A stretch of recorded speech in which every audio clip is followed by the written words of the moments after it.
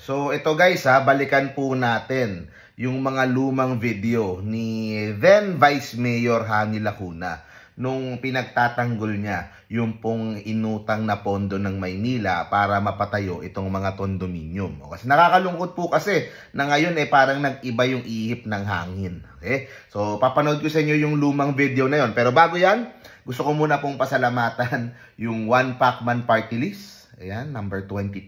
Dahil todo support po sila sa Yorme's Choice. Okay? Todo support po sila. May mga binigay silang mga ganito. Yan, ang ganda nung hoodie, Yorme's Choice, as One Pacman.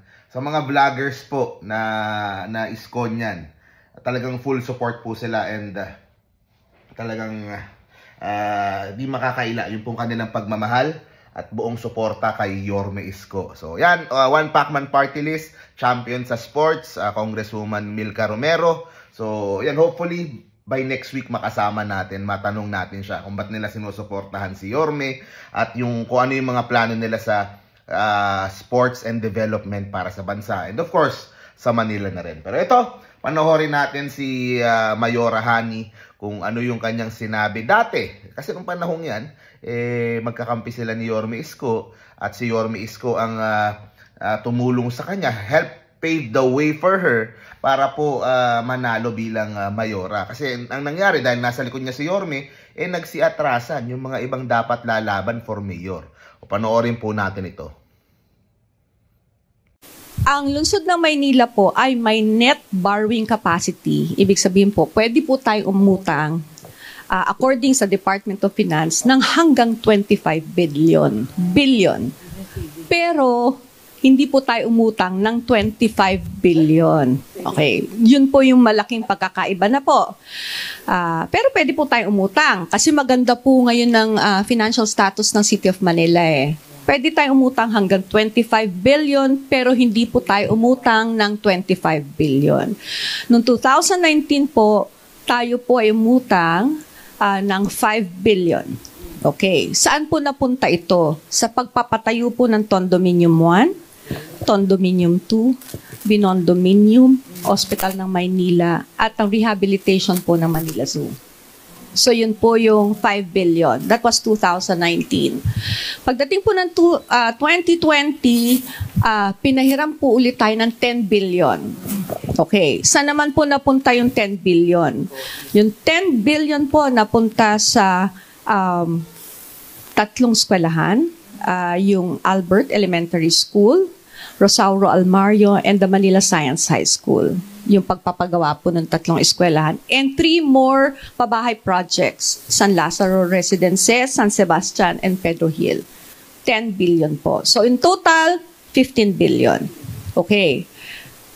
Nagamit na ho ba natin yung 10 billion na yon? Actual na ho ba nating nautang? Hindi po. Sa ngayon po, ang nauutang pa lang po natin, in total, is 4.7 billion. Yun pa lang pong actual nating nahihiram out of the 15 billion na pwede nating hiramin. Okay. Bakit po ganon? Kasi po, there is such a thing as progressive billing. Kung ano lang po yung natapos, yun lang po ang babayaran. Yun lang po ang po pwedeng ibayad ng bangko dun sa gumagawa. Okay. So, in other words po, ang actual pa lang pong nahihiram ng pamahalaan lungsod ng Maynila ay nasa, 4.5 billion. Out of the 15 billion na po pwede po nating hiramin. Okay, o actual natin pong niloan. 4.5 billion pa lang po. They can always check the records. I can give it to them. Diba? Yun pong 5 billion, payable po yan in 20 years. Okay, payable in 20 years. Yung 10 billion po, payable in 15 years. At a very small interest lang po, ranging from 3.5 to 3.9%. Tatanungin po ninyo, saan po natin makukuha ang pambayad? Sure naman po ako, yun naman po ang susunod na itatanong. Para po sa kaalaman ng lahat, napakaganda po ng financial status po ng Manila. Why? Because bumalik na po ang tiwala ng mga businesses sa atin because we are very transparent. In fact, maganda po ang pasok ng revenue sa atin dahil very efficient po ang ating revenue collection. So, ayun, kita naman, hindi po nagsisinungaling ang ebidensya ang mga videos. Yun po ang nakakalungkot eh. Kaya mahirap paniwalaan o mahirap sakyan yung pong mga batikos na ginagawa ngayon ni Mayora dahil nasasabi lang po niya ngayon dahil kalaban po niya sa eleksyon itong si Isko Moreno.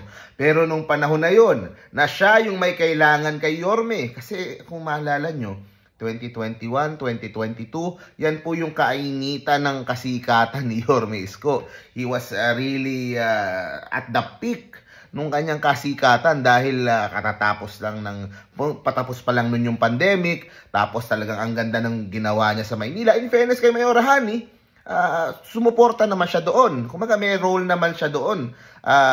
She led the city council naman para magawa ni Yorme yung mga dapat niyang gawin. Kaya nakakalungkot na ganun pala yung iniisip niya doon sa ginagawa nila. That whole time, hindi pala siya naniniwala. Hindi pala siya buong loob na fully supportive doon po sa mga proyekto na ginawa ni Yorme. O baka naman talagang sinasabi na lang po ngayon dahil gusto na lang habulin si Yorme Isko sa survey dahil masyadong malaki na po yung lamang. Kung titingnan nyo po yung lahat ng mga survey, except dun sa nilabas nila, 70% pataas si Yorme Isko. Diba? So sa akin po, yan ang nagagawa talaga ng politika. Sana nga po 4 na buwan na lang matatapos na.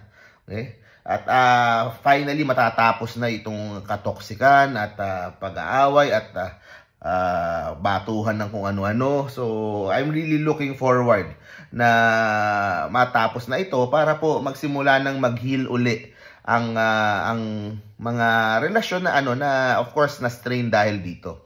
At hindi po nakakatulong yung mga nilalabas po ng mga fake news, yung mga nilalabas na mga paninira, mga trolls. O tapos inaakusahan nila si Yorme na merong mga fake trolls, merong mga... Pero in reality po, ayoko na lang din magsalita. Diba? Lahat po nung kay Yorme Isko ay organic. Diba? Baka yung mga nakikita ko na wag na natin ayoko na ding pag-usapan pa yung mga ibang nakikita kong nangyayari. Pero yun nga po ang punto dito. Bottom line dito, yung pong mga utang na yun ay para po sa Maynila. Si Mayora Hani na din nagsabi, nasa good financial standing ang Maynila nung inutang yon, kaya nga pinautang ng ganong kalaki dahil maganda ang record, maganda ang status ng Maynila pagdating sa finances. Ewan ko lang nung hawak na ni Mayora kung ganun pa rin ba. Kung biglang bakit ngayon ang dami ng reklamo, ang dami ng... Pero ang bottom line dito, pumasok siya sa pagka-mayor.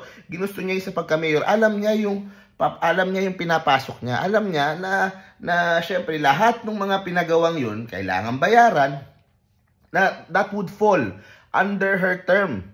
Pero bakit ngayon parang nagre-reklamo na ako nagbabayad dito, hirap-hirap. The thing is, hindi din naman magiging mayora si Mayora Hani kung if Isko Moreno didn't pave the way. Tapos ngayon nagre-reklamo siya, na alam naman niya from the start, nakasama yun sa magiging trabaho. Ang bottom line dito, syempre si Yorme Isko, na lumaki yung utang, papalakihin din dapat yung kita. Yun dapat ang trabaho ng mayor para hindi mo masyadong maramdaman yung utang dahil lumaki yung kita mo, pero yung mga pagawaing bayan nandiyan na, nagagamit na. Diba sabihin natin in 5 to 10 years mabayaran lahat yung mga utang na nagawa nung termino nila, pero 10 taon mo nang nagagamit yung proyekto. Yun yung maganda. Hindi yung mag-iipon ka kung after 10 years, dun ka palang gagawa ng condominium, ng mga bagong ospital ng Maynila, ng mga eskwelahan na 10-story. Hindi yung maghintay ka pa ng 10 years, dun mo palang sisimulan. Diba? Kaya yan po ang realidad dyan. At mukhang hindi titigil itong sila Mayora at mukhang aaraw-arawin ng banat dito kay Yorme. So, yun. Tayo po ay magmamasid lang. So, tuloy-tuloy lang po yung coverage po natin. See you po sa next video. Stay safe parati, guys. Manila, God first.